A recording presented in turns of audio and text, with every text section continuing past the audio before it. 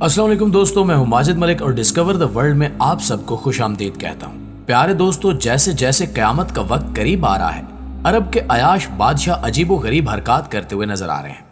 जैसा कि अभी कुछ दिन पहले इनकी जानिब से एक ऐसी हरकत की गई जिसके बारे में सुनकर हर मुसलमान का दिल कांप उठा है और ये सोचने पर मजबूर हो गया है कि क्या ये एक मुसलमान मुल्क है। और इस हरकत के मुताबिक अब मगरबी ममालिक की तरह सऊदी अरब में भी हिजाब पर पाबंदी लगा दी गई है, जिसके बाद पूरी दुनिया के मुसलमान हैरान होने के साथ साथ गमज़दा भी नजर आ रहे हैं। ये कोई ख्वाब नहीं बल्कि एक हकीकत है, जिसके मुताबिक Saudi education and training evaluation commission ने कमरे इम्तिहान में उबाया पर पाबंदी का ऐलान करते हुए कहा है कि तालिबात को इम्तिहान के दौरान उबाया पहनने की इजाजत नहीं होगी और अब अगर कोई उबाया पहनकर पेपर देने की कोशिश करेगी तो उसे वहां से निकाल दिया जाएगा। इनके मुताबिक तालिबात को इम्तिहानी हॉल्स के अंदर सिर्फ स्कूल यूनिफॉर्म की पाबंदी करनी होगी और यूनिफॉर्म्स भी अवामी शाइस्तगी की पाबंदी और मुअस्सर ज़ाब्तों की तामील करते हुए बनाए जाएंगे। सऊदी अरब ने खवातीन को उबाया पहनने की पाबंदी खत्म करते हुए बैरून मुल्क से आने वाली तमाम खवातीन के लिए उबाया की शर्त खत्म कर दी है। इस नई पॉलिसी के तहत सऊदी अरब ने यूरोप समेत बैरून ममालिक से आने वाली तमाम खवातीन को भी सऊदी अरब में अपना रिवायती लिबास पहनने की इजाजत दे दी है।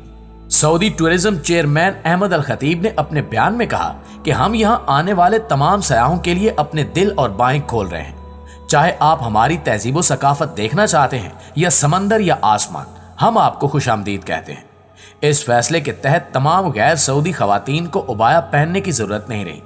यानी इनके मॉडर्न लिबास को ही सराहा जाएगा।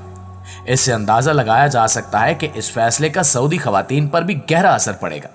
इस फैसले के साथ ही सऊदी अरब ने अपने मुल्क के वीजे के लिए ऑनलाइन दरखास्तें खोल दी हैं और अब किसी भी मुल्क के सयाह किसी भी हालत में सऊदी अरब आ सकते हैं। नाज़रीन ग्रामी, याद रहे कि सऊदी अरब के टूरिज्म को फरोग देने का अमल शाह सलमान के इकनॉमिक प्लान 2030 का हिस्सा है। सऊदी अरब में हिजाब की पाबंदी बिल्कुल खत्म कर दी गई है और अब ख्याल किया जा रहा है कि एक और इस्लामी मुल्क ईरान में भी इसका खात्मा कर दिया जाएगा,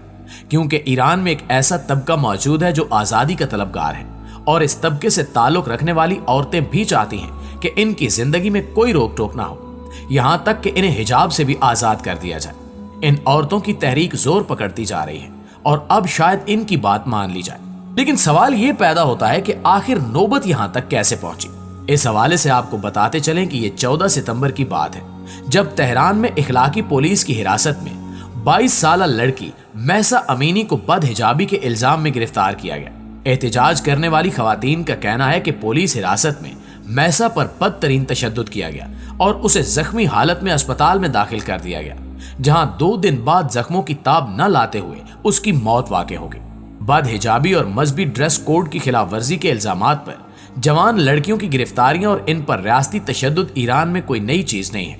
लेकिन शायद किसी के वहमो गुमान में भी नहीं था कि महसा अमीनी की मौत बरसों से चले आ रहे इस कानून के खिलाफ एक ऐसी चिंगारी साबित होगी जो पूरे मुल्क में अवामी गमो गुस्से को भड़का देगी। इस वक्त ईरान के तमाम तर बड़े शहरों में मजाहरे फैल चुके हैं जिनमें खवातीन पेश हैं और ईरानी मुल्लायत के हिजाब के कानून के खिलाफ एहतजाजन सरेआम हिजाब उतार कर चला रही है।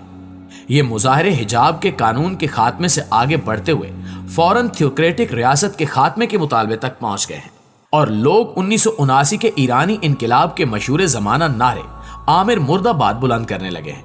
कहा जा रहा है कि गिरती हुई मईशत और सख्त मुआशी हालात में रियासत के इस कानून ने लोगों की जिंदगियों को मजीद अजीरन बना दिया है और ऐसे में ये वाकया लोगों के ईरानी मजहबी रियासत के खिलाफ मुजतमा शुदा गुस्से का इजहार बन गया है। ऐसे वाकयात पहले भी होते रहे, लेकिन जब महसा अमीनी के साथ हालिया वाकया हुआ तो लोगों के सब्र का पैमाना लबरेज हो गया और एक एहतजाजी तहरीक का आगाज हुआ। महसा एक कुर्द थी जो कुर्दिस्तान सूबे से ताल्लुक रखती थी और जो दहाइयों से ईरानी रियासत के कौमी जबर का शिकार है, लेकिन महसा के कत्ल के खिलाफ एहतजाज पलक झपकते ही कुर्दिस्तान से तेहरान और ईरान के तमाम बड़े शहरों में फैल गया।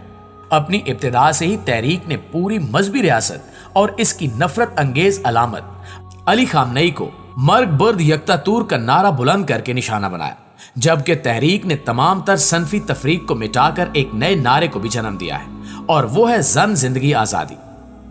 नाज़रीन ग्रामी, ये तमाम इकदामात सऊदी अरब में हो या फिर किसी और इस्लामी मुल्क में, मगर इसमें कोई शक नहीं कि ये काम सरासर खिलाफ इस्लाम है, जिनकी हरगिज इजाजत नहीं दी जा सकती, کیونکہ پردے کی اسلام میں خصوصی اہمیت بیان کی گئی ہے اور مرد و زن کو ستر پوشی کے ساتھ شرم و حیا کو بھی مقدم رکھنے کا حکم دیا گیا ہے۔ یہی وجہ ہے کہ مرد کے لیے کسی بھی عورت پر دوسری نگاہ ڈالنا جائز نہیں۔ نبی کریم صلی اللہ علیہ وآلہ وسلم بھی بہت شرم و حیا والے تھے اور آپ صلی اللہ علیہ وآلہ وسلم نے دوسروں کو بھی اس کا درس دیا۔ ایک حدیث میں آتا ہے کہ حضرت ابو سعید خضری رضی اللہ تعالی عنہ کا بیان ہے کہ آپ صلی اللہ علیہ وآلہ وسلم پردہ والی کنواری لڑکیوں سے بھی زیادہ باحیا تھے۔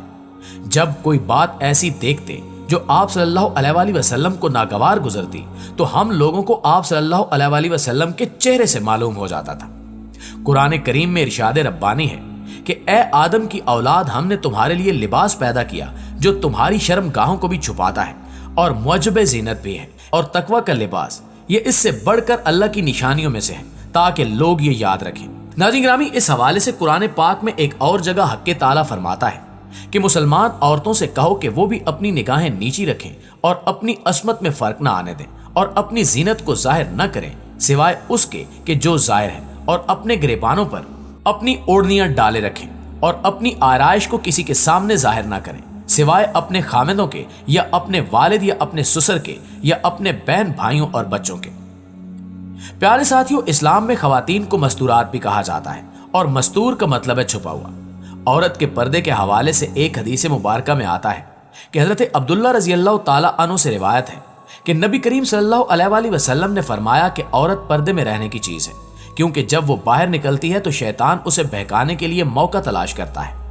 عورت کے پردے کو اس قدر اہمیت دی گئی ہے کہ اس کے لیے عبادت بھی پردے کے بغیر اور بے پردہ جگہ پر کرنا منع فرمایا گیا ہے۔ حضرت عبداللہ بن مسعود رضی اللہ تعالی عنہ سے روایت ہے کہ رسول اللہ صلی اللہ علیہ وآلہ وسلم نے فرمایا کہ عورت کا کمرے میں نماز پڑھنا آنگن میں نماز پڑھنے سے بہتر ہے، اندرونی کوٹری میں نماز پڑھنا کمرے میں نماز پڑھنے سے بہتر ہے، یعنی عورت جس قدر بھی پردہ کرے گی اسی قدر بہتر ہے۔ صحن میں نماز پڑھنے کے مقابلے میں کمرے میں نماز پڑھنا افضل ہے، اور کمرے میں نماز پڑھنے کے مقابلے میں کمرے کے اندر بنی ہوئی کوٹڑی میں نماز پڑھنا زیادہ افضل ہے۔ یہاں یہ امر بھی قابل ذکر ہے کہ جیسے کسی بھی مرد کا کسی خاتون پر نظر ڈالنا درست نہیں اور پہلی نظر کی معافی کے بعد دوسری نگاہ ڈالنے سے منع کیا گیا ہے،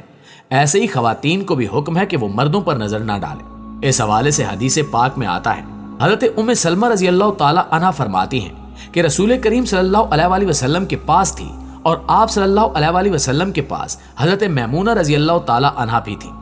سامنے سے حضرت عبداللہ بن ام مکتوم جو کہ نابینا تھے تشریف لائے۔ حضور اکرم صلی اللہ علیہ وآلہ وسلم نے فرمایا کہ ان سے تم دونوں پردہ کرو۔ ہم نے عرض کیا کہ یا رسول اللہ صلی اللہ علیہ وآلہ وسلم، کیا یہ نابینا نہیں ہیں؟ حضور اکرم صلی اللہ علیہ وآلہ وسلم نے فرمایا کیا تم دونوں بھی اندھی ہو، انہیں نہیں دیکھتی ہو؟ اس حدیث سے ثابت ہوا کہ خواتین کو بھی مردوں سے پردہ کرنا چاہیے اور نگاہ نہیں ڈالنی چاہیے، چاہے وہ مرد بصارت سے محروم ہی کیوں نہ ہو۔ آخر میں دعا ہے کہ اللہ تعالی ہر کسی کو پردے کی فضیلت سمجھنے کی توفیق عطا فرمائے۔ آمین ثم آمین۔